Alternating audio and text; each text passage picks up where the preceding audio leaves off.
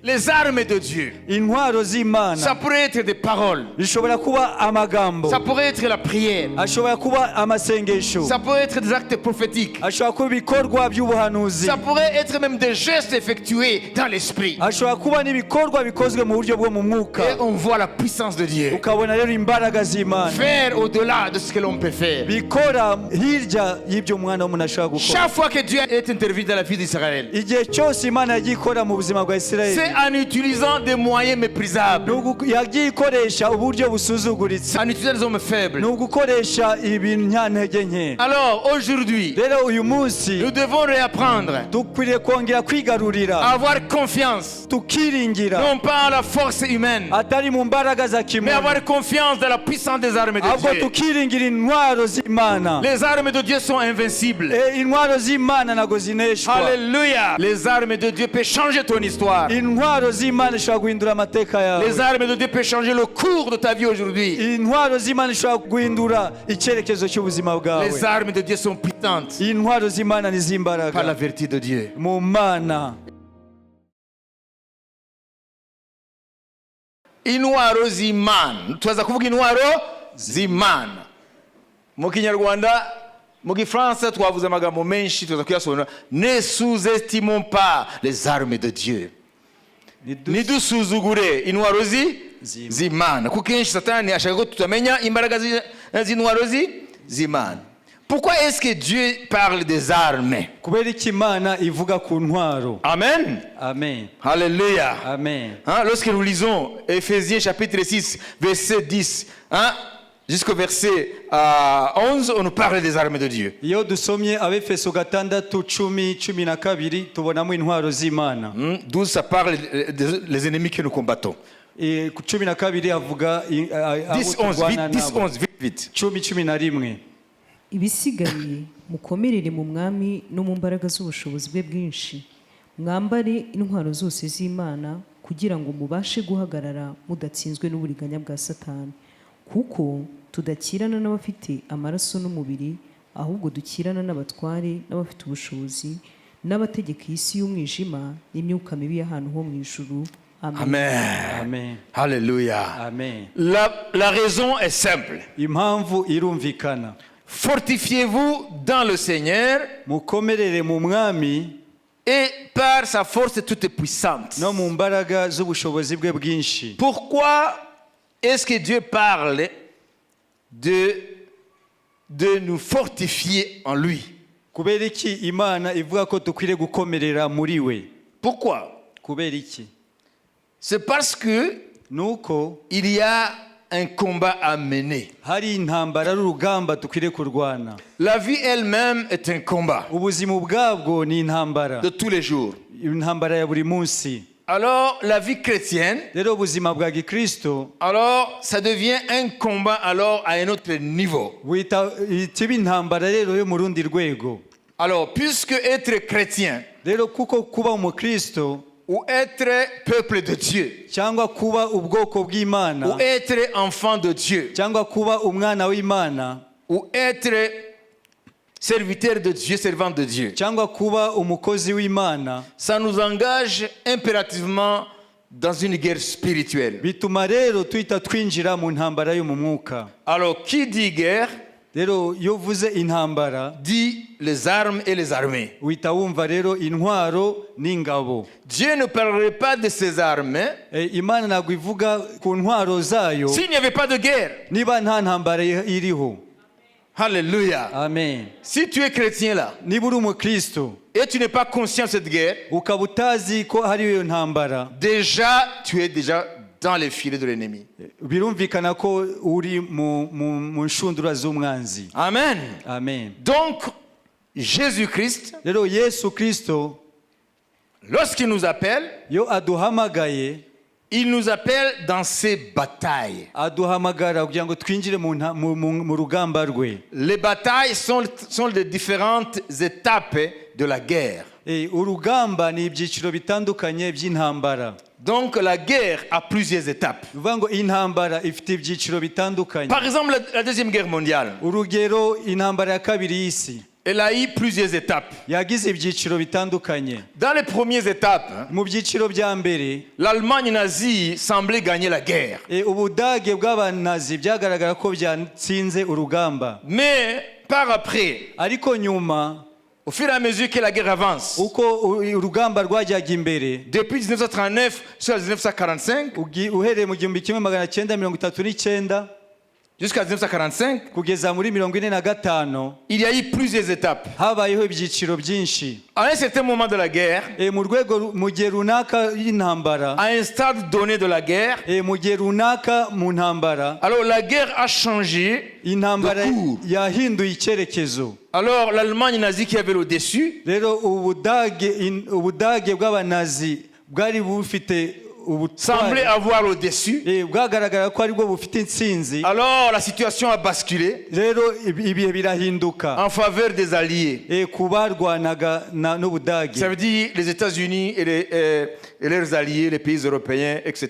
Ni ukuvuga ngo Amerika n'abafatanyije nawe abanyaburayi. Donc vous voyez, on peut perdre quelques batailles, mais par après, à la fin, in fine, gagner la guerre. Rero ushobora gutsindwa ingamba runaka ariko ku iherezo ugatsinda intambara. Ushobora gutsindwa intambwe runaka y'intambara ariko amaherezo ugatsinda. Comment ça?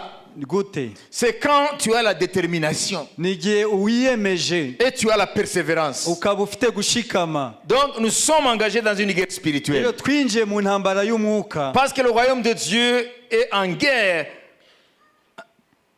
avec le royaume de Satan. kuko ubwami bw'Imana buri mu ntambara n'ubwami bwa Satani. Alors si nous sommes dans le royaume de Dieu, Rero niba turi mu bwami bw'Imana, nous sommes engagés dans les guerres de l'Éternel. natwe turi mu ntambara y'Uwiteka.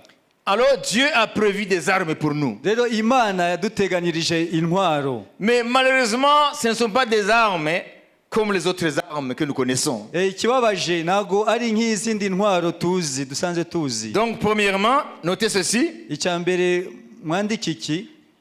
Pourquoi est-ce qu'il y a des armes? Kubera iki hariho intwaro? Parce qu'il y a une guerre. Nuko hari intambara. Pourquoi devons-nous nous fortifier dans le Seigneur et dans sa force toute puissante? Kubera iki tukwiriye gukomerera mu mwami no mu mbaraga ze nyinshi? C'est parce que c'est avec sa puissance que nous combattons. Nuko ni imbaraga ze turwanisha. Amen. Amen. Nous ne combattons pas avec nos habiletés, Ntago turwana dukoresheje ubushobozi bwacu, mais nous combattons avec sa puissance. ahubwo turwana n'imbaraga ze, Et nous utilisons ses armes. kandi tugakoresha intwaro ze. Mais suivez très bien. Mukurikire neza. Alors on nous dit fortifiez-vous dans le Seigneur et par sa force toute puissante. Comment est-ce qu'on peut se fortifier dans le Seigneur? Ese ni gute ushobora gukomerera mu mwami? Amen. Amen. Comment est-ce qu'on peut se fortifier dans le Seigneur? Ese ni gute ushobora gukomerera mu mwami? 1 Samuel 36. David fut dans une grande angoisse car le peuple parlait de le lapider. Parce que tous avaient de l'amertume dans l'âme et chacun à cause de ses fils et de ses filles. Mais David reprit courage en s'appuyant sur l'Éternel son Dieu. maze dawidi arababara cyane kuko abantu bavugaga nk'abenda kumutera amabuye. Abantu bose bari bafite agahinda, umuntu wese ababajwe n'abana be b'abahungu n'abakobwa. Ariko dawidi yikomereza ku Uwiteka Imana yo. Dawidi, amen, Amen. avec ses hommes, hamwe n'abantu be, lorsqu'ils sont allés prêter main forte aux Philistins qui les avaient accueillis en fuyant le roi Saül, igihe yari agiye gufatanya n'abafilisitiya bamwakiriye igihe yahungaga Sawuli, il est allé appuyer l'armée qu'il avait accueillie, qui lui avait donné l'asile, contre son propre pays. yagiye gufasha ingabo zamwakiriye mu buhungiro yari arimo. Les Philistins l'avaient accueilli avec ses hommes, avec sa famille, ou leur Abafilisitiya famille. baramwakiriye n'umuryango we n'ingabo ze iwabo mu Bufilisitiya. Alors il y avait guerre entre les Philistins et Israël. Rero hari intambara hagati y'Abafilisitiya n'Abisirayeli. Alors David a voulu aussi appuyer les Philistins parce qu'il avait reçu. Rero Dawidi ashaka gufasha Abafilisitiya kuko bamwakiriye iwabo. Mais les princes des Philistins refusèrent leur aide, son aide, Ariko abatware b'Abafilisitiya banga ubufasha bwe, en disant il va faire semblant d'être avec nous, mais au plus fort du combat, il va se retourner contre nous parce que nous combattons son pays. baravuga ngo aragaragaza ko ari kumwe natwe ariko urugamba nirukomera araza kuduhinduka uko turwanyije igihugu cye. Le prince des Philistins, Rero abatware b'Abafilisitiya avec le roi au-dessus, n'umwami wabo il dit alors merci beaucoup David avec tes hommes, baravuga ngo urakoze Dawidi n'abantu bawe, c'est gentil, ni byiza, mais retourne dans le territoire que nous t'avons donné, nous allons nous battre seuls. ariko subira mu gace twaguhaye turarwana twenyine. Alors, lorsqu'il est retourné avec ses hommes, Rero bagarutse hamwe n'abantu be, alors ils ont trouvé leur famille, leurs biens, tout était volé et leur famille prise en otage par les ennemis qui sont venus par derrière. rero basanga imiryango yabo n'ubutunzi bwabo byanyazwe n'abanzi babaciye inyuma. Alors, ces hommes, en regardant cette situation, Rero abo bagabo babonye uko bimeze, à ce moment-là, quelque chose a changé en eux. ako kanya hari ikintu cyahise gihinduka muri bo. Ils n'ont plus vu David comme leur chef, Ntibari bakibona Dawidi nk'umutware wabo, mais comme la cause de leur malheur. ahubwo babona ko ari we mpamvu y'ikibazo C'est à bagize. cause de lui Ni kubera we que nos femmes, nos enfants, nos biens abagore bacu, abana bacu n'ibyacu ont été pris en otage et nos biens par les ennemis. byanyazwe n'abanzi bacu. Alors, ils se sont concertés pour le lapider. Rero bahita bahuza umutima kugira ngo bamutere amabuye.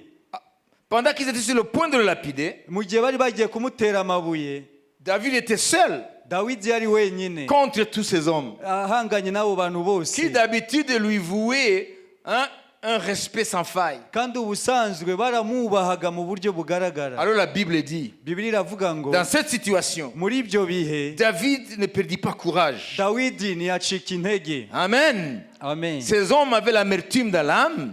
Abo bagabo bari bababaye mu mutima. Alors David, au lieu de se décourager, reprit courage. Dawidi aho kugira ngo acike intege arikomeza, Comment ça? En s'appuyant sur l'Éternel, son Dieu. yishingikiriza ku Mana ye. Quand tu lis le passage, Iyo usomye uyu murongo, il s'est adressé à l'Éternel. we yavuganye n'Uwiteka. La plupart des gens dans cette situation, Akenshi mu bihe nk'ibi on n'a même pas le courage de prier. nta mbaraga zo gusenga abantu babona. Mais il dit, Éternel, Aravuga ngo Uwiteka, poursuivrai-je ces ennemis? Est-ce que je vais récupérer ces personnes et ces biens? ese nkurikira aba banzi ngo nzagaruza ibyacu n'abacu? David consulta l'Éternel. Dawidi abaza Uwiteka. L'Éternel lui dit, poursuivez. Uwiteka avuga ngo bakurikire, Vous allez ramener tout. uragarura byose. Amen. Amen. Il dit à ces hommes, Abwira rero abo bagabo, suivez-moi. munkurikire, Nous allons ramener nos femmes, nos enfants, etc. turagarura abagore bacu n'abana bacu n'ibindi byose. Alors Dieu ramena leur cœur vers David. Imana rero igarura imitima yabo kuri Dawidi, Ils ont poursuivi barakurikira, et ils ont ramené. baragarura byose. Donc David comprenait Rero Dawidi yarasobanukiwe qu'aucune situation ko nta bihe na bimwe n'échappe au contrôle de l'Éternel. bishobora gucika Imana. Alléluia. Amen. Dieu a contrôle Imana ifite ububasha sur chaque situation. ku bihe ibyo ari byo byose. Amen. Amen. Alors on nous dit de nous fortifier dans le Seigneur Hano batubwiye ngo dukomerere mu et mwami par sa force toute puissante. no mu mbaraga ze nyinshi. On se fortifie dans le Seigneur Dukomerera mu mwami en se rappelant mu kwibutsa qu'il est plus grand que notre problème. ko afite imbaraga kurusha ibibazo byacu, Il est plus grand que notre problème. ko ni mukuru kurusha ibibazo byacu. Alléluia. Amen. Dieu est plus grand que ton problème. Imana ni mukuru kurusha ibibazo byawe, Et qu'il a contrôle sur n'importe quelle situation. kandi ifite ububasha ku bihe ibyo ari byo byose umuntu yanyuramo. Tu te fortifies en te rappelant qui est ton Dieu. Wisubizamo imbaraga mu kwibuka Imana yawe iyo ariyo, En te rappelant des exploits du Seigneur. mu kwibuka iby'ubutwari by'umwami, En te rappelant le témoignage du mu Seigneur. kwibuka ubuhamya bw'umwami, En te rappelant ses promesses. mu kwibutsa amasezerano ye, Au lieu de te décourager. aho kugira ngo ucike Au lieu intege, de baisser les bras. aho kugira ngo umanure amaboko, Tu te remémores les exploits de Dieu. ukibutsa iby'ubutware by'Imana. Alors tu te remémores ce que Dieu a fait. Rero ukibutsa iby'Imana yakoze. À ce moment-là, la foi va réjaillir. Aho ngaho rero ukwizera kwita Et tu as kubyuka, dit, celui qui a fait ce miracle, ukavuga ngo uwakoze iki il gitangaza va encore le faire pour moi. arongera abinkorere nanjye. C'est comme ça qu'on se fortifie dans le Seigneur. niko rero dukomerera mu mwami. Et si tu es malade, kandi n'uba urwaye pense à quelques miracles que Dieu a fait, tekereza ku bitangaza runaka Imana des yakoze, guérisons qu'il a opérées, ugukiza Imana yakoze, non seulement dans la Bible, uretse muri Bibiliya gusa, même dans la vie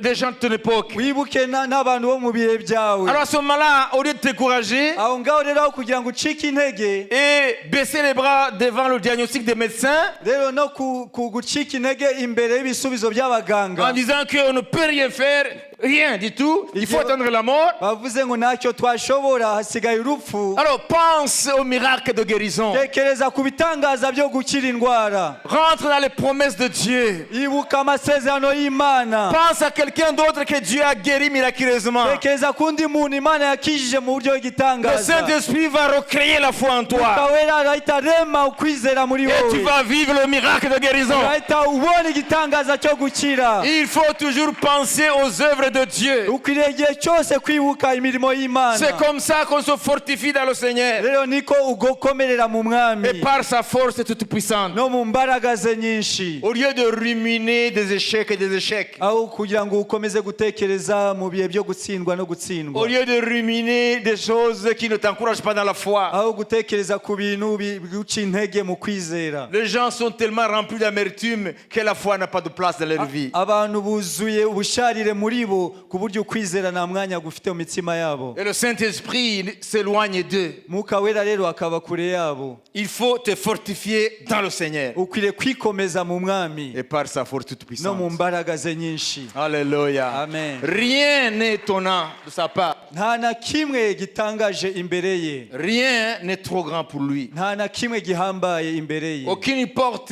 n'est difficile pour lui pour qu'elle ne s'ouvre pas. nta rugi na rumwe rukomeye ku buryo yananirwa kurukingura. Chacun passera ou il a déjà passé par des épreuves. buri wese azaca mu bigeragezo cyangwa yamaze no kubicamo.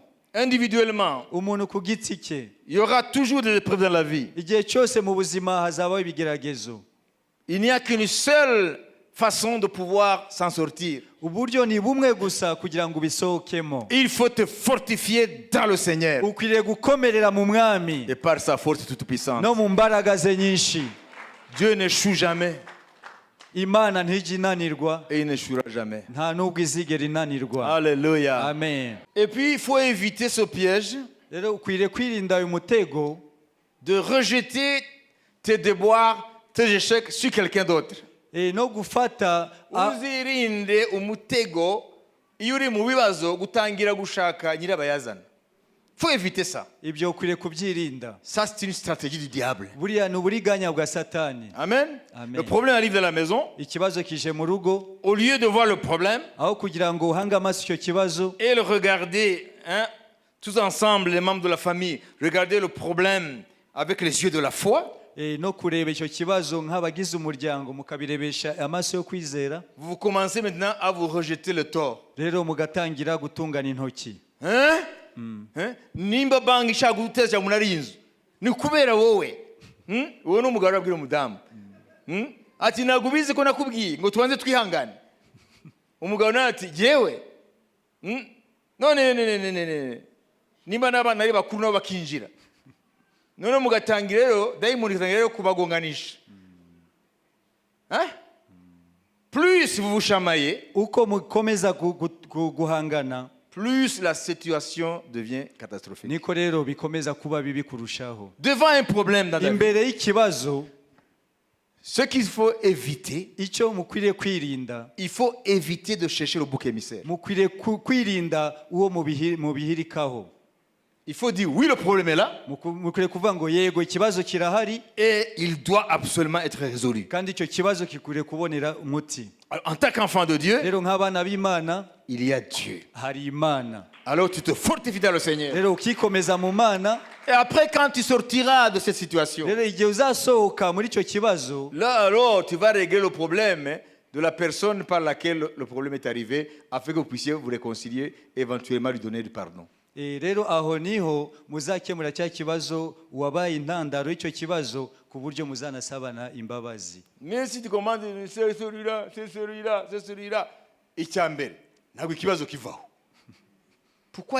Pourquoi dépenser vos énergies pour rien? kubera iki mukoresha imbaraga zanyu ku busa? Mais plutôt, concentre-toi sur ce qui doit être la solution. ahubwo ushyira imbaraga ahagomba kuva igisubizo. Amen. Amen. Amen. Amen. Fortifie-toi. ukomere muri wowe. Nimwibaze iyo Dawidi nawe abahindukira akavuga ati ariko namwe nimuzi impamvu navuze ngo tugende tubafashe, bariya baratwakiriye, Sawuli aduhiga. Mwabyumvise? Kandi iyo tutagenda bari kwibaza ko ahubwo turaza kubatera tugaturika inyuma. Il avait raison aussi nawe yari afite impamvu yari pour se défendre. kugira ngo nawe yisobanure. Ariko n'umwuka. David était spirituel. yari umwuka. Il n'a pas voulu perdre du temps dans ces choses-là ntabwo yashatse guta umwanya muri ibyo ngibyo pour se défendre. kugira ngo nawe yisobanure. Il s'est fortifié en l'Éternel. ahubwo yikomeje mu mami. Et Dieu a répondu. imana irasubiza. Amen. Est-ce que vous voyez le truc? ese murabona icyo kintu? Bijya bishika? Hein? Nimuzongere guta umwanya mu kibazo kije, yaba mu muryango, yaba muri business musangiye. Nimuzata umwanya muyitana ba mwana. Ngo niwe wabitumye. Igihe umuntu wakizanye, nta kibazo muzakemura. Haba au niveau y'umuryango, au niveau ya entreprise mukoramo. Ahubwo nimuvuge muti ikibazo kirahari yego. Ibi byo kuvuga ngo nyirabazana n'uyu tubishire ku ruhande. Ahubwo turebe umwami. Ese umwami ntabwo yatunyuza muri ibi. Alors, c'est ça. Et vous verrez la fidélité de Dieu. muzabona ubwizerwa bw'Imana. Alléluia. Amen. Amen, amen. Amen.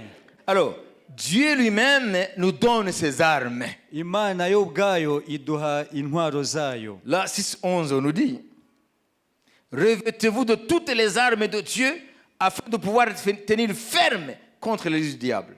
Efeso 6:11.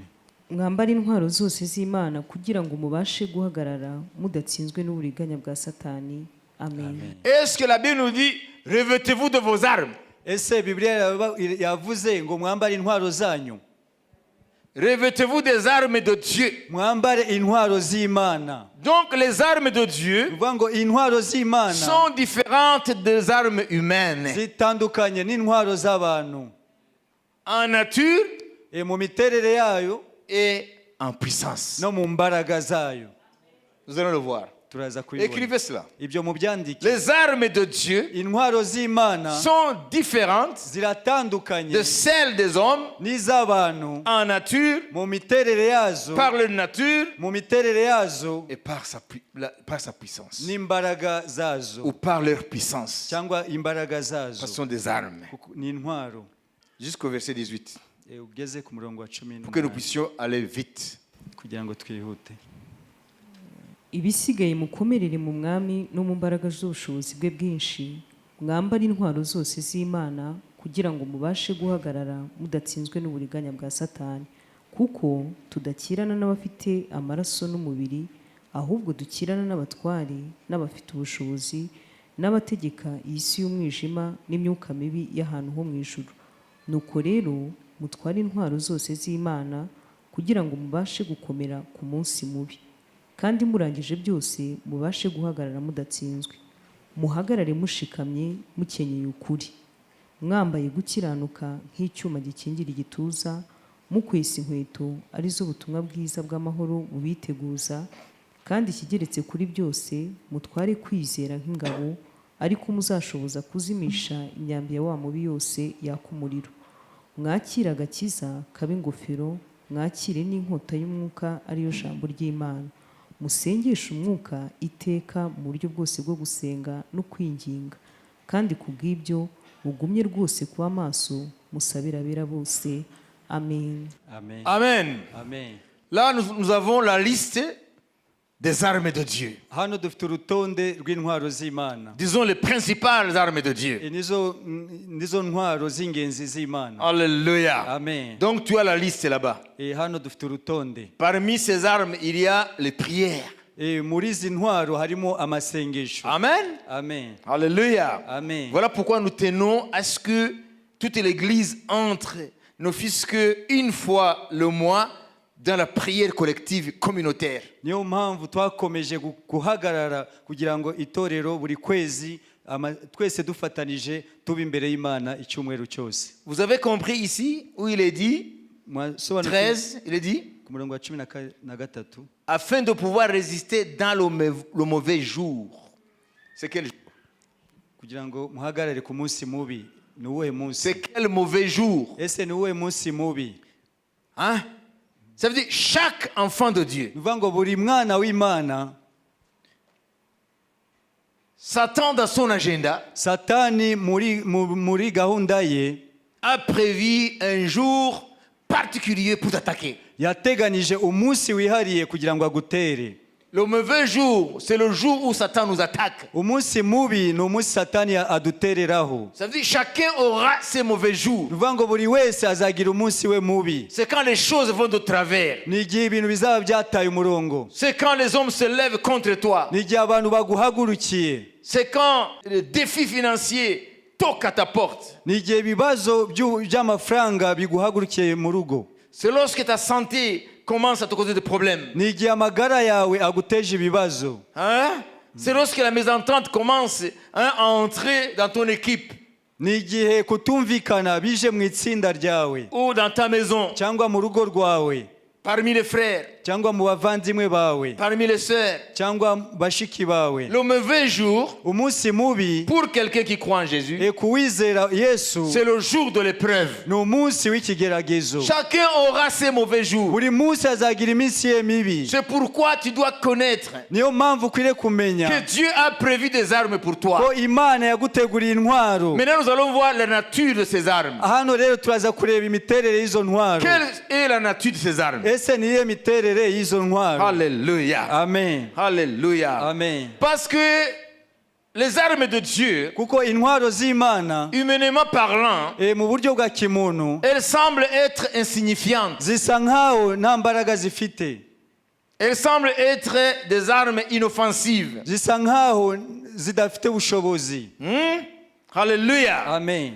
Apparemment, les armes de Dieu, telles que nous venons de le lire ici, Mu buryo bugaragara intwaro z'Imana nkuko twazisomye hano hein?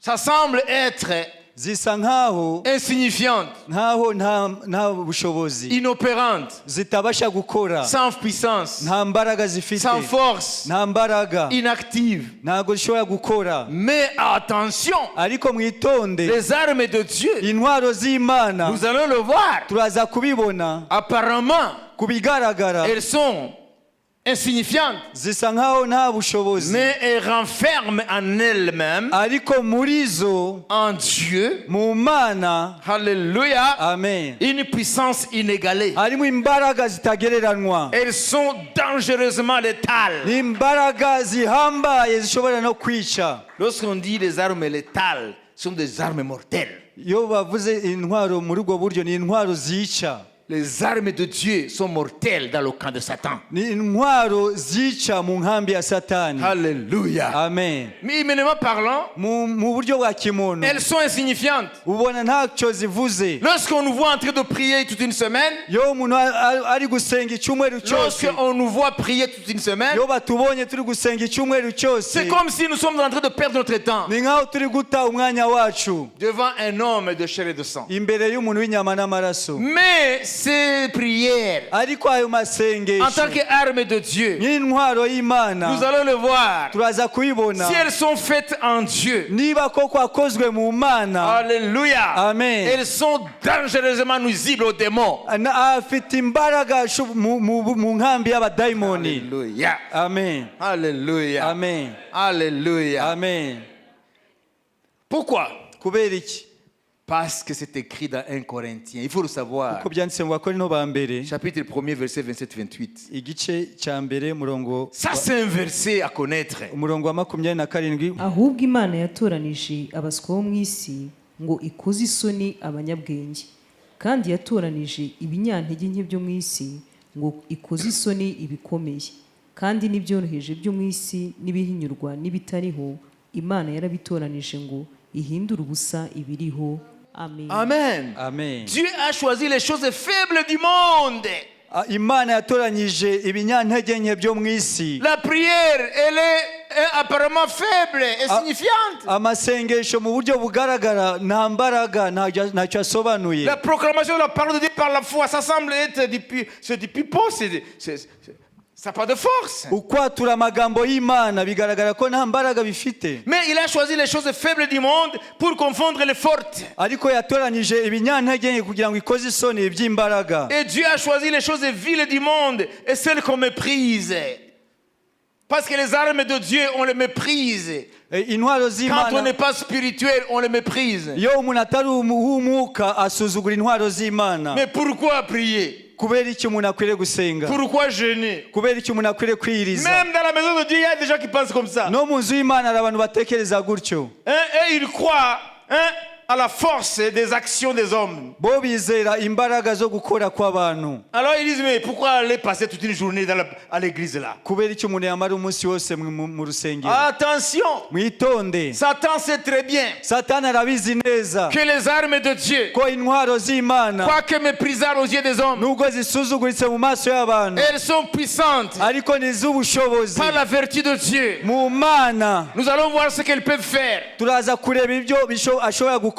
Alléluia. Amen. Les armes de Dieu sont efficaces. Intwaro z'Imana zifite ubushobozi. Alléluia. Amen. Si nous sommes ici aujourd'hui, Niba turi hano uyu c'est munsi que les armes de Dieu ont agi. ni intwaro z'Imana zimwe zakoze. Pourquoi? Kubera iki? Parce que les armes de Dieu, Kubera ko intwaro z'Imana méprisées aux yeux des hommes, zisuzuguritse mu maso y'abantu néanmoins elles sont puissantes par la vertu de Dieu. ariko mu Mana zifite ubushobozi Jusqu'à ouvrir des portes. kugeza aho zikingura inzugi, Jusqu'à ce que nous prenions possession. kugeza aho twigarurira. Alléluia. Amen. Alléluia. Amen. Des âmes et des lieux. Ubugingo bw'abantu n'uduce dutandukanye. Parce que Dieu Kubera ko Imana n'est point un homme pour mentir. ntabwo ari umwana w'umuntu ngo ibeshe. Est-ce que tu crois, mon frère? Ese urizera muvandimwe? Je ne suis pas en train d'haranguer la foule. Ntabwo ndi gushusha iteraniro. Ça, ce n'est pas un discours Aya ntabwo ari de amagambo quelqu'un qui est éloquent pour haranguer. ry'umuntu w'intyoza kugira ngo ashushe Ça, ce n'est pas iteraniro. de la rhétorique, ça. Ntabwo ari ubutyoza, C'est le témoignage que Dieu a fait. ni ubuhamya bw'ibyo Imana yakoze. Alléluia. Amen. Alléluia. Amen. Amen. Pour un homme de chair et de sang, c'est de la folie. Ku muntu w'inyama n'amaraso ni ubusazi.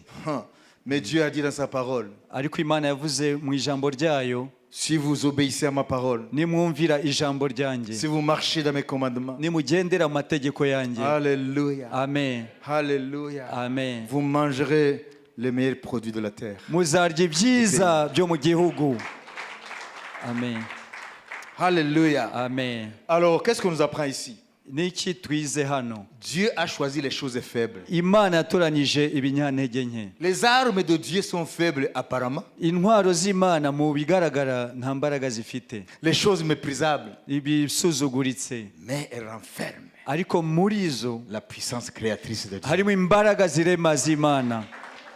Je vous encourage, mes frères et sœurs, Ndabatera intege bavandimwe bashiki à ne banjye, pas mépriser les armes de Dieu. nimukwiriye gusuzugura intwaro z'Imana. Alléluia. Amen. Nous allons voir quelques exemples Tugiye kureba ingero zimwe des armes de Dieu. z'intwaro z'Imana. Alléluia. Amen. Tout ça pour te dire qu'il veut faire dans ta vie. Ibyo byose ni kugira ngo bikubwire ngo irashaka kubikora mu buzima bwawe.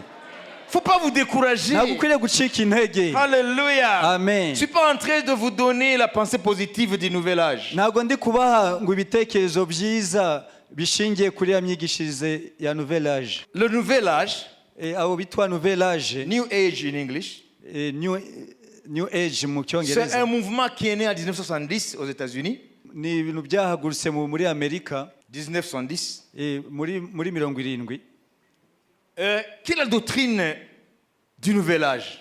Ese ni iki bashingiyeho imitekerereze yabo? D'abord, c'est un syncrétisme de toutes les croyances, de toutes les religions, de toutes les philosophies, etc. Ni uruhurirane rw'imyizerere yose n'ubwenge bwose. Ils ne croient pas qu'il y a un Dieu, Ntabwo bizera ko hariho Imana, mais ils enseignent que toi, tu es Dieu. ariko bigisha ko wowe uri Imana. Tu peux créer ta destinée. Ushobora kurema icyo uzaba cyo ejo. Pour faire court, Muri make, il y a plusieurs éléments dans la doctrine Nouvel Âge. hari ibintu bitandukanye bishingiyeho imyizerere yabo. Aujourd'hui, beaucoup de gens, surtout en Occident, sont dans le Nouvel Âge. Uyu munsi abantu benshi mu bihugu by'iburengerazuba bari muri iyo nouvelle âge, Parce qu'on leur promet le bonheur, kuko bon marché, babasezeranya ubuzima bwiza, un raccourci pour accéder au bonheur, inzira ya bugufi kugira ngo ugere mu buzima bwiza, hein? Au bien-être, à la richesse. kugubwa neza n'ubutunzi. Juste, ce n'est pas le temps, je vais vous dire deux éléments de leur doctrine. Ngiye kubabwira ibintu bibiri bishingiye imyizerere yabo. Vous voulez le savoir? Murashaka kubimenya? Hein? Peut-être il y en a qui sont déjà branchés, je ne sais pas. Il y en a qui sont déjà branchés, je ne sais pas. Hari bamwe bashobora kuba babirimo, Ils sont connectés à ce mensonge du diable. binjiye muri ibyo binyoma bya Satani, Parce qu'ils le confondent à la foi. kuko babyitiranya no kwizera. D'abord, il y a ce qu'on appelle la loi de l'Assomption. Mbere na mbere hari Comme vous dites, Assomption. Et vous dites qui Assomption? kuzamuka. Kwande? Kawikira Marie. Jésus, c'est l'ascension. Marie, c'est là? Il y a ce qu'on appelle la loi de l'Assomption. Hari ihame rimwe bashingiraho, ni ihame ngo In English, the law of Assumption.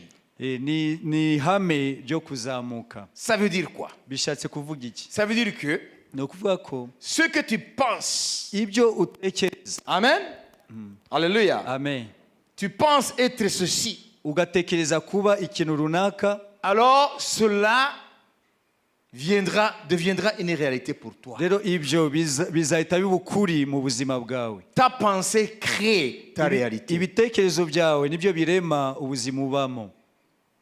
Ça, c'est la loi de l'Assomption. Ibyo rero ni ihame ryo kuzamuka.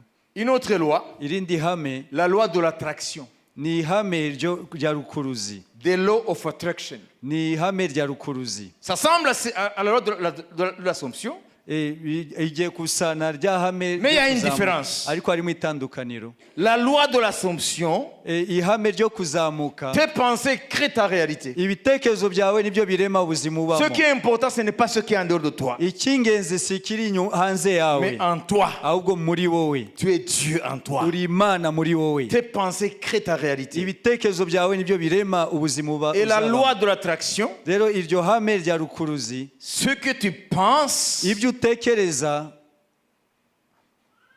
tu penses une expérience que tu aimerais vivre en réalité. utekereza ku bihe ushaka kubamo mu by'ukuri. J'aimerais avoir une grande ferme. J'aimerais avoir une grande ferme avec beaucoup de vaches et de qualité. Nakwishimira kugira ifamu nini cyane irimo n'amatungo atandukanye. J'aimerais avoir plus de 100 personnes travaillant pour moi dans ma ferme. Et quand j'arrive, ils se courbent devant moi. Nifuza kugira abantu barenga 100 b'abakozi banjye, kandi igihe cyose nje imbere yawe bakikubita hasi imbere yanjye. Alors, c'est une expérience virtuelle. Rero ibyo ukabibamo mu buryo bwo mu mwuka, mu bitekerezo, Comme le nom l'indique, nk'uko byitwa attraction. rukuruzi. Alors, tu les attires. None uba uri kubikurura. Non, tu attires là. Uba uri kubikurura. Et tu les fais entrer en toi. None ukabizana muri wowe. Et demain, tu vas vivre cela. Ejo rero uzabibamo. C'est la loi de l'attraction. Niryo hame rya rukuruzi. Tu n'as pas besoin de Dieu. Ntabwo ukeneye Imana. Tu es Dieu pour Uri toi. Imana muri wowe. Est-ce que c'est vrai? Ese ibyo ni ukuri? Qu'est-ce que Satan a dit à Ève? Ese niki Satani yabwiye Eva?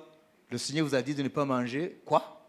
Imana yababuje kurya iki? Ève répondit. Eva asubiza Il a dit de manger tous les arbres du jardin, ngo tous les fruits de tous les arbres, turye imbuto zose z'ibiti byo muri, sauf l'arbre qui est au milieu du jardin, l'arbre de la connaissance du bien et du mal. uretse igiti kiri hagati mu busitani aricyo kimenyesha ikibi Il a dit, n'ikiza. le jour où vous en mangerez, Ngo igihe muzabirya vous mourrez. muzapfa. Il ne faut même pas le toucher. Nimukwiriye no gukoraho. Et Satan, c'est ça qu'il voulait. Satani rero nicyo yashakaga. Et il a dit, vous mourrez, avuga ngo muzapfa. vous ne mourrez pas. Ntago muzapfa. Dieu sait Imana que irabizi le jour où vous mangez, umunsi muzaryaho vos yeux vont s'ouvrir. amaso yanyu azahumuka. Écoutez bien, Mwumve neza, vous serez comme des dieux. muzaba nk'Imana. C'est ça le nouvel âge. Niyo nouvelle âge rero. En dehors de Jésus, Hanze ya Yesu nous sommes rien. turi ubusa. Lis-nous Jean 15 et 5. Dusome Yohana 15:5. Je veux que vous soyez équipés pour combattre les mensonges du diable. Ndashaka ko mugira ibikoresho byose kugira ngo murwanye ibinyoma bya Satani. ninjye muzabibu namwe muri amashami, uguma muri njye nanjye nkaguma muri we, uwo ni we wera imbuto nyinshi, kuko ari ntacyo mubasha gukora mutamfite. Amen. Sans moi, vous ne pouvez rien. Ntacyo mwabasha gukora mutamfite. Vous n'êtes pas des créateurs. Mwebwe ntago muri abaremyi.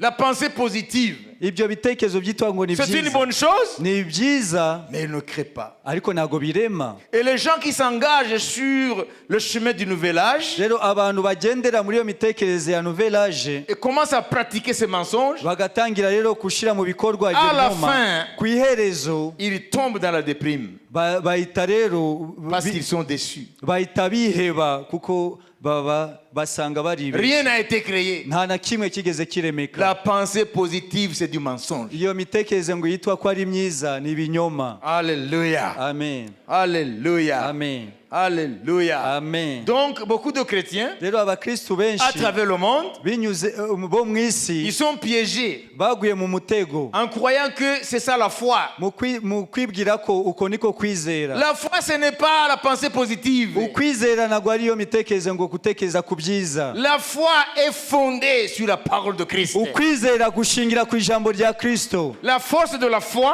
Imbaraga zo kwizera c'est croire à ce que Dieu a ni dit. ukwizera ibyo Imana yavuze. Pas ce que tu penses, Ntabwo ari byo wowe utekereza, mais ce que Dieu a dit. ahubwo ibyo Imana yavuze. Alléluia. Amen. Ce n'est pas tes pensées qui créent. Ntabwo ari ibitekerezo byawe C'est birema, la foi en sa parole qui crée. ni ukwizera kwawe mu ijambo ryayo kurema. Donc la loi de l'Assomption, Ni ukuvuga ngo rya hame ryo kuzamuka, la loi de l'attraction, rya hame rya rukuruzi, il ne faut pas les confondre avec la foi biblique. ntabwo ukwiriye kubyitiranya no kwizera kwa Bibiliya. Dieu ne nous a pas demandé de croire n'importe quoi. Imana ntabwo yadusabye kwizera ibyo ari byo byose. Dieu nous demande de croire en ce qu'il a dit. Imana idusaba kwizera ibyo yavuze. La force est dans sa parole. Imbaraga ziri mu ijambo rye. Acclamons Jésus. Dukomere Yesu amashyi. La foi, c'est Ukwizera croire dans ce que Dieu a dit. ni ukwizera ibyo Imana yavuze. Alors, nous allons voir quelques exemples. Deux exemples. Tugiye kureba ingero ebyiri. Alléluia. Amen. Deux exemples de l'efficacité des armées de Dieu. Ingero ebyiri z'imbaraga z'intwaro z'Imana. Josué 8:18, Yosuwa 8:18, Exode 17:11. Kuva 17:11. Ariko sinzi ko mwabyumvise bya nouvelle âge, mwabyumvise? Ntabwo muzi ko Satani ajya tubeshya tukabyitiranya no kwizera ngo ibyo utekereza ngo uzabibona. No, ntabwo ari byo. Ukwizera ntabwo ari pensée positive. Wizera ibyo Imana yavuze, ntabwo wizera ibyo wowe utekereza. Ça c'est le serpent ancien. Ni ya nzoka ya kera. Comme il a séduit Ève, il séduit l'humanité qui n'est pas éclairée par la parole de Dieu. Nkuko yashutse Eva niko ashuka inyoko muntu. Uwiteka abwira Yosuwa ati, tunga kuri Ayi icumu ryawe. Twese Uwiteka abwira Yosuwa ati, tunga icumu ryawe kuri Ayi. Uwiteka abwira Yosuwa ati, tunga icumu ryawe kuri Ayi, kuko ngiye kuyikugabiza. Yosuwa atunga kuri Ayi icumu yari afite mu ntoki. Amen. Saute au verset 26. Murongo wa 26. Yosuwa ntiyagarura ukuboko yatungishije icumu kugeza ubwo yamaze kurimbura aba Ayi bose. Amen. Mugamuti amen. Amen. L'Éternel dit à Josué, étends vers Aïe le javelot que tu as à la main, car je vais la livrer en ton pouvoir. Et Josué étendit vers la ville le javelot qu'il avait à la main. Amen. Amen. 26. Josué ne retira point sa main qu'il tenait étendue avec le javelot jusqu'à ce que tous les habitants eussent été dévoués par interdit. Suivez-moi. Nukurikire. Alléluia. Amen.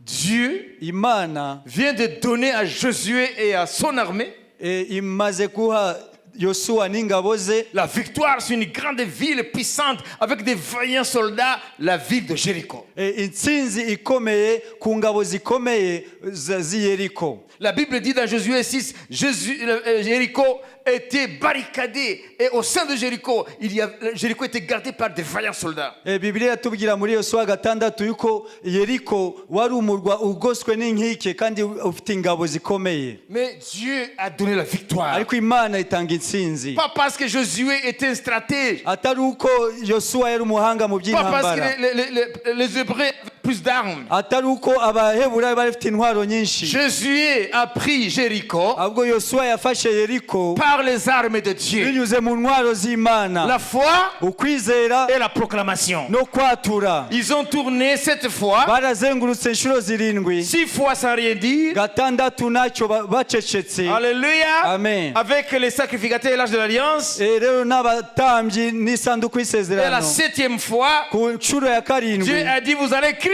Imana avuga ngo muraza gusakuza. et la ville va tomber. Rero umurwa urahitugwa. Alors qui a vaincu Jéricho? Ninde wanesheje Yeriko? Est-ce que c'est la liberté d'Israël? Ese ni ubushobozi bwa Isirayeli? Non, ce sont les armes de Dieu. Oya, ni intwaro z'Imana. Des armes qui sont méprisables. Intwaro zisuzuguritse. Comment tourner cette fois? Ni gute kuzenguruka inshuro 7?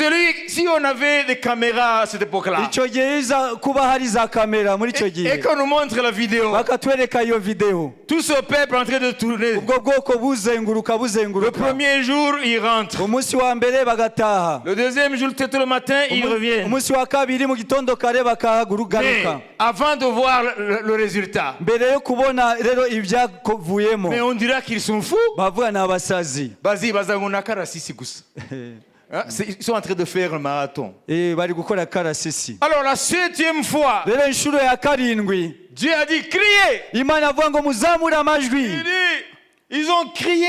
Bararangurura. Amen. Amen. Un cri de victoire. Rero ijwi ry'intsinzi. Et les murs de Jéricho Rero inkuta z'i Yeriko se sont écroulés devant eux. zihita zigwa imbere yabo. Et Jéricho, la grande ville puissante, est tombée. Yeriko umurwa ukomeye uragwa. La foi en ce que Dieu a dit Ukwizera ibyo Imana yavuze et crier seulement. no kwatura no kurangurura. Hein? Ça, c'est l'efficacité des armes de Dieu. Rero izo ni imbaraga z'intwaro z'Imana. Et voilà, Jéricho tombe. Rero Yeriko iragwa. La prochaine étape, c'est une petite ville qui s'appelle Aï. Rero intambwe ikurikiye ni akarwa gatoya kitwa Ayi. Une petite ville qui s'appelle Aï. Ni akagi gatoya kitwa Ayi. Hein? Plus petite que Jéricho. Gato cyane kurusha Yeriko. Même en force. No mu mbaraga zako. Hein? Même en soldat. N'ingabo zako. Alors, les gardes de Josué Rero ingabo za Yosuwa disent, mais ça ne vaut pas la peine d'envoyer un grand nombre. Et si nous avons vaincu Jéricho, mais Aïe, c'est petit, 3000 suffisent. baravuga si ngombwa gutwara ingabo nyinshi kuko kariya kagi ni gato ugereranije na Yeriko twatsinze, reka hagenda abantu 3,000 gusa. Et les 3000 avancent. Babandi 3,000 baragenda. Ça va être comme avant. Biramera nka kwa kundi imbere. Ils sont battus à pleine couture. Barakubiswe. Et Josué est découragé. Yosuwa acika intege. Il ne revient pas. Ntago yabyumvaga. Comment est-ce que nous avons conquis Jéricho et la petite Aïe, hein, nous met par terre? Ni gute twatsinze Yeriko mujyi ukomeye Ayi gatoya Nous sommes défaits par une petite armée. tugatsindwa n'ingabo ntoya. Alors il passe le jour entier devant l'arche de l'alliance de l'Éternel par terre en pleurant. Rero amara umunsi wose imbere y'isanduku y'Uwiteka ari kurira. En disant, Seigneur, Avuga mwami, pourquoi cela nous arrive? kubera iki byatubayeho? Fallait nous laisser de l'autre côté. Wari ukwiriye kutureka tukaguma hakurya. Mais les nations l'entendront. Amahanga azabyumva. Ces peuples, les Cananéens l'entendront. Ayo moko y'abanyakanani azabyumva. Ils verront que notre Dieu est impuissant. Bazabona ko Imana yacu atari Imana y'imbaraga. Ils vont se jeter sur nous, ils vont nous décimer Bazahita baduhagurukira badutsembe sur la face de la terre. ku isi yose Et il dit baturimbure. ceci, écoutez-moi. Maze aravuga ngo Écoutez-moi. mwumve Alors neza. ça, quand il le dit, tu touches sur une fibre sensible dans le cœur de Dieu. Rero ibi iyo ubivuze uba ukoze ahantu hakomeye mu mutima w'Imana. Ukoze ku mutsi. Imana idashobora kwihanganira. Et il a dit ceci. avuga aya magambo, Éternel, uwiteka, qu'adviendra-t-il de ton grand nom? ese bizagenda gute n'izina ryawe rikomeye? Vous voyez? Ce n'est pas pour eux-mêmes, mais pour le nom de Dieu. Ntabwo ari ku bwabo ahubwo ni ku bw'izina ry'uwiteka. Dieu dit, Imana iravuga, si Aïe vous a vaincu, yego kuba Ayi yabanesheje il y a une raison. hari impamvu. Quelqu'un a volé les choses vouées à l'interdit. Hari umuntu wibye ibyashinganijwe n'Imana. Hari umuntu yibye ibyari inyungu y'Imana. Vous comprenez? Vous savez, en prenant Jéricho, Rero mu gufata Yeriko, il y a quelqu'un qui a pris les trésors de Jéricho. hari wibye mu butunzi bwa Yeriko. Et Dieu a donné le processus pour pouvoir attraper le voleur, c'est Akan.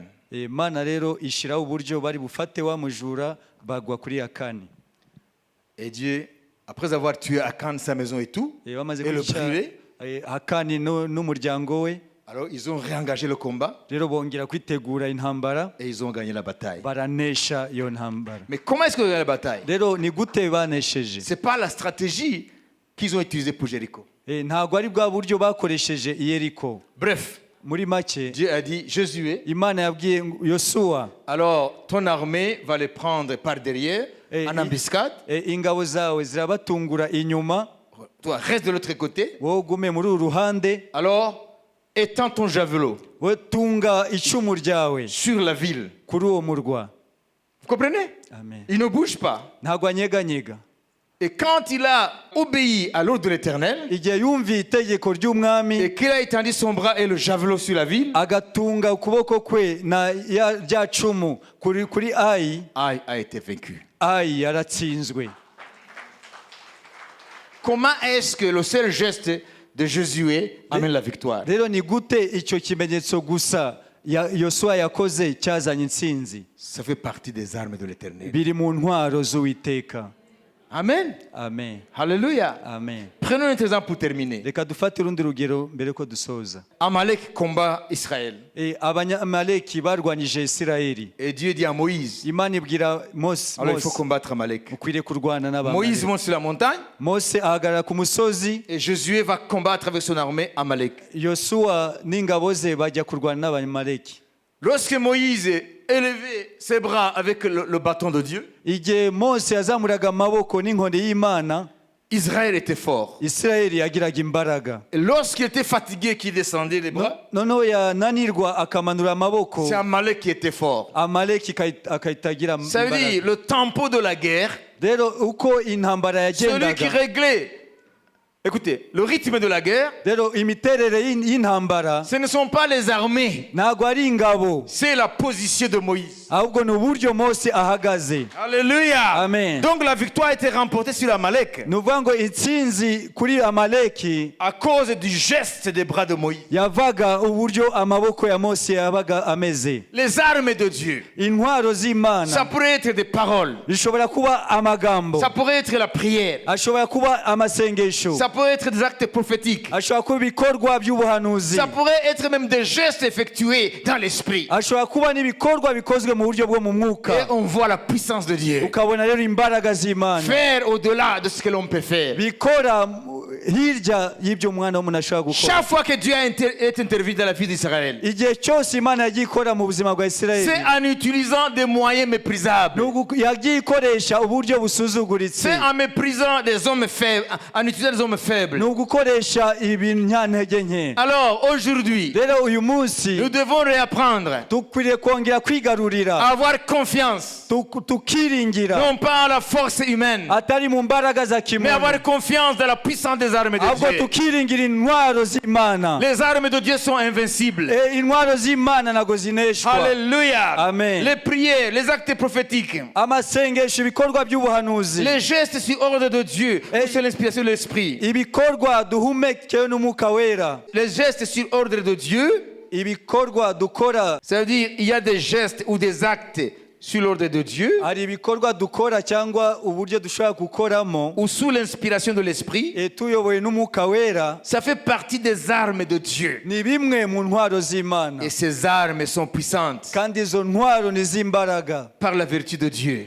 mu Mana, Elles sont imbattables. ntabwo zineshwa, Elles sont capables de changer le cours des choses et de l'histoire. zishobora guhindura ibintu n'amateka. Les armes de Dieu peuvent changer le cours des choses, Intwaro z'Imana zishobora guhindura ibintu même le cours de l'histoire. n'amateka abasha guhinduka. Les armes de Dieu peuvent changer ton histoire. Intwaro z'Imana zishobora guhindura amateka Les yawe. armes de Dieu peuvent changer le cours de ta vie aujourd'hui. Intwaro z'Imana zishobora guhindura icyerekezo cy'ubuzima bwawe. Les armes de Dieu sont puissantes Intwaro z'Imana ni par la z'imbaraga vertu de Dieu. mu Mana. Et la Bible dit en terminant, Bibiliya iravuga mu gusoza, Dieu a pourvu Imana yaratanze dans son arsenal, mu bubiko bw'intwaro Dieu zayo, a prévu des armes offensives et défensives. yateguye intwaro zo gutera n'intwaro zo kwirinda.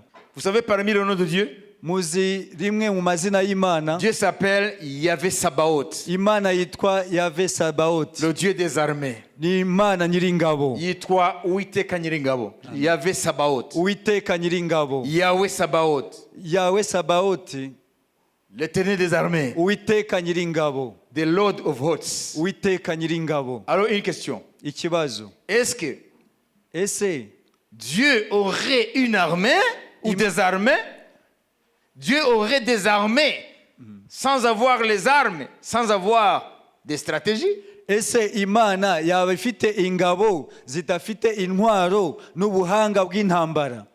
Durant la guerre de Josué Mu gihe cy'intambara ya Yosuwa contre les Cananéens, barwanya abanyakanani, même à l'époque de David, no mu gihe cya Dawidi, Dieu donnait ses stratégies. Imana yagiye itanga uburyo bwo kurwana. Dieu, il est le chef des armées. Imana niwe mugaba w'ingabo, Les armées célestes ingabo zo mu ijuru et les armées terrestres. n'ingabo zo mu isi. Il n'a pas seulement les armées, Ntabwo ifite gusa ingabo, il est aussi stratège. kandi ni umuhanga mu by'intambara. Alléluia. Amen. Et je terminerai en vous disant, Ndasoza mbabwira, il s'appelle yitwa Yahvé Nissi. Yahvé Nisi. C'est le nom que Moïse a donné lorsqu'ils ont vaincu Amalek. Ni izina Mose yise Imana igihe yanesheje Ils abanyamaleki. ont construit un hôtel à l'Éternel. Bubakiye igicaniro w'iteka, Ils l'ont nommé Yahweh Nissi. bakita Yahvé Nisi. Ça veut dire quoi? Bisobanuye iki? L'Éternel est notre bannière. Uwiteka ni ibendera ryacu. C'est que la victoire Ni ukuvuga ngo intsinzi yacu est venue de l'Éternel. yaturutse ku Uwiteka. Moïse a levé l'étendard au nom de l'Éternel. Mose yazamuye ibendera mu izina ry'Uwiteka. Et Satan, à travers Amalek, a été vaincu. Satani binyuze mu Bamaleki araneshwa. Aujourd'hui, Dieu te dit, Uyu munsi Imana irakubwira, enfant de Dieu, umwana w'Imana, tu es du côté uri mu ruhande d'un grand stratège. rw'umuhanga mu ntambara, Tu es du côté, uri mu ruhande, alléluia, amen, de la plus grande armée de l'histoire. ingabo zikomeye zo mu mateka, Alléluia. amen. C'est ce que Élisée a compris. Nibyo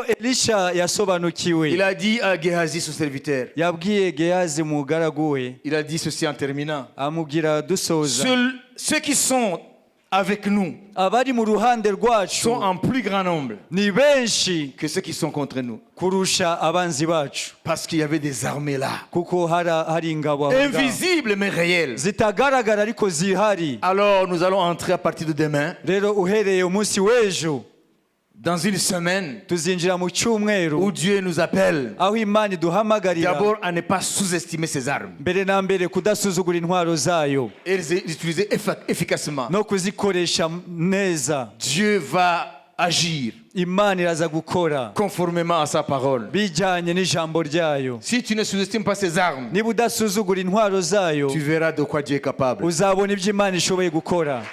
Même les choses, tu es en train de t'arranger humainement. N'ibintu uri kwirwanaho mu buryo bwa kimuntu. Nizo nzira zawe unyuramo mukemura ibibazo.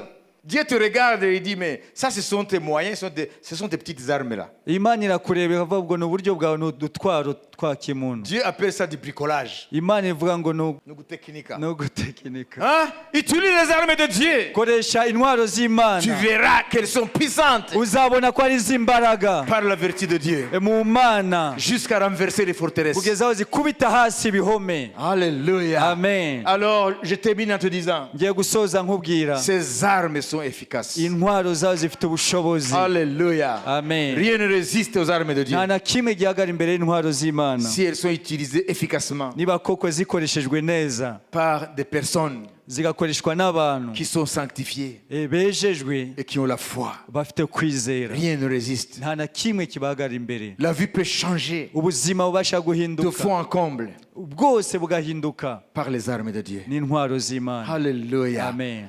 Nous avons la liste de ces armes. dufite urutonde rw'intwaro, Mais il y a d'autres armes qui ne sont pas mentionnées là. ariko hari n'izindi ntwaro zitari muri urwo rutonde. Par exemple, des gestes de l'esprit, urugero dans l'esprit, ibimenyetso umuntu akora ayobowe des actes n'umwuka, prophétiques, ibikorwa byo mu buhanuzi, des gestes poussés par l'esprit, ibimenyetso umuntu ayobowe n'umwuka wera gukora, des proclamations. ukwatura. Alléluia. Amen. Toutes ces armes-là izo ntwaro zose peuvent changer le cours de ta vie zibasha guhindura icyerekezo cy'ubuzima et bwawe le cours de l'histoire. n'amateka agahinduka. Nous voulons prier maintenant. Rero tugiye gusenga. Est-ce que tu as vraiment raison de te décourager? Ese urumva ufite impamvu yo gucika intege? Non, non. Faut pas être incrédule. Ntabwo ukwiriye kugira umutima utizera. Dieu t'invite, Imana iraguhamagara. alléluia, Amen. à utiliser ses armes. gukoresha intwaro zayo. Et tu verras que Dieu est fidèle. Uzabona ko Imana ariyo Tu kwizera. verras que les armes sont puissantes. Uzabona ko intwaro zayo ari iz'imbaraga. Et parmi ces armes, il y a la prière. Muri izo ntwaro Il y a les prières. harimo amasengesho. Alléluia. Amen. Montre au Seigneur Ereka umwami ton état d'âme. uko umutima wawe umeze. Présente devant Dieu Zana imbere y'Imana ce qui te semble impossible. icyo wumva kidashoboka, Ce que tu aimerais voir changer. icyo wakwifuza ko gihinduka. Et Dieu va agir maintenant. Imana irakora nonaha Dans le nom de mu Jésus. izina rya Yesu. Seigneur, confirme ta parole. Mwami, hamiriza ijambo ryawe. Ta parole fait partie des armes de l'esprit. Ijambo ryawe naryo ruri mu ntwaro z'umwuka. Les prières font partie des armes de Dieu. Amasengesho ari mu ntwaro z'Imana. Dans le nom de Jésus, Mu izina rya Yesu j'amène ce problème devant toi, Seigneur. nzanye ibyo bibazo imbere yawe Mwami. J'amène cette lourdeur dans sa vie. Ndazanye Mwami ko kuremererwa mu buzima bwe. J'amène cette incrédulité devant toi. Ndazanye Mwami ko kutizera imbere yawe. J'amène ces pensées négatives devant toi. Nzanye Mwami ibyo bitekerezo bibi bitizera imbere yawe. J'amène ce cœur fermé à la foi. Ndazanye uwo mutima ufungiranye ku byo kwizera. Au nom de Mu Jésus, izina rya que Yesu tu sois libéré maintenant. ubohoke nonaha, Libéré dans ton esprit. ubohoke mu mwuka wawe, Libéré dans ton âme. ubohoke mu bugingo bwawe, Libéré dans ton corps. ubohoke mu mubiri Au wawe. nom de Mu Jésus, izina rya Yesu que ce qui te semble impossible ibyo wumva ko soit bidashoboka possible maintenant. bishoboke nonaha. Dans le nom de Mu Jésus, izina rya Yesu que cette situation ibyo bihe urimo qui perdure bimaze igihe reçoit maintenant la visitation de Dieu. akira kugendererwa n'Imana. Que la force de l'esprit Imbaraga z'umwuka ouvre des portes zikingura inzugi que tu semblais fermer. zari zifunze. Au nom de Mu Jésus, izina rya que ce Yesu problème soit solutionné, icyo kibazo kiboneye igisubizo pas avec nonaha, les moyens humains, atari mu buryo bwa kimuntu mais par l'action de l'esprit. ahubwo mu gukora k'umwuka. Au nom de Mu Jésus, izina rya Yesu que ta vie change maintenant ubuzima bwawe buhinduke nonaha, vers la gloire de Dieu. yinjire mu bwiza Dans bw'Imana. le nom de Mu Jésus, izina rya que Yesu le désespoir te quitte, ukwiheba kuve muri que wowe, des murmures te quittent, kwitotomba kukuvemo, que des inquiétudes te quittent, impagarara zikuvemo, que les complexes d'infériorité te quittent, ukwisuzugura kuve mu buzima ou même bwawe, de supériorité. no kubwibone. Au nom de Mu Jésus, izina rya Yesu sois libéré maintenant bohoka par nonaha la puissance de mu Saint-Esprit. mbaraga z'umwuka wera. Au nom de Mu Jésus, izina rya que ta Yesu situation change ibi maintenant. urimo nonaha bihinduke. Alléluia. Amen. Que des portes s'ouvrent dans ta vie. Inzugi zikinguke mu buzima Que bwawe, des guérisons s'opèrent dans ton corps. ugukira gukoreke mu mubiri wawe, Que des miracles financiers se passent dans ta vie maintenant. ibitangaza mu by'amafaranga bikoreke nonaha, Que des épreuves maintenant même. ibigeragezo nonaha Que Dieu te fait sortir ces épreuves. imana igusohore muri ibyo bigeragezo Que tu sortes la tête haute. usohoke Au wemye nom de Jésus. izina rya yesu Que tu sortes de l'épreuve la tête haute. usohoke mu kigeragezo wemye Fortifié. usohoke ukomeye Avec un témoignage. n'ubuhamya Que le nom de Jésus ko izina rya yesu est tout puissant. rifite ubushobozi Que le nom de n'imbaraga. Jésus ko izina rya yesu est imbattable. ntabwo Au rineshwa nom de Jésus. izina rya yesu Qu'il en soit ainsi. bikubere bityo Si tu crois maintenant. niba wizera nonaha Amen. amen Amen. amen Amen. amen Hallelujah. amen Ubu ni umwami wacu Yesu Kristo n'urukundo rw'Imana no gusabana n'umwuka wera bijyana twese. Amen. Amen. Shalom.